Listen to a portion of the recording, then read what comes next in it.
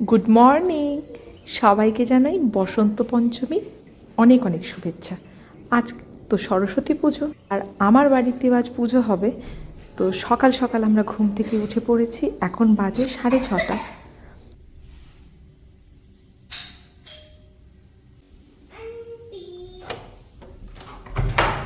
আর কথা বলতে বলতে মাসিরাও এসে পড়েছে, আর মাসিকে কয়েকটা জিনিসপত্র আনতে দেওয়ার ছিল, মাসিও এনে নিয়েছে। আর এদিকে হানিবানিকেও রেডি করে ফেলেছে।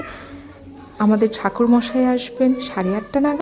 শুধু আমি রেডি হতে বাকি থাকলাম, স্নান হয়ে গেছে, হানিবানিকে এখন রেডি করে দিয়েছে। আর সবাই মোটামুটি রেডি হয়ে গেছে। এই যে এখনও 9টা বাজতে প্রায় 20 মিনিট বাকি আছে। এদিকে মাসি কাটছে ফল, আর আমিও রেডি হয়ে গেছি।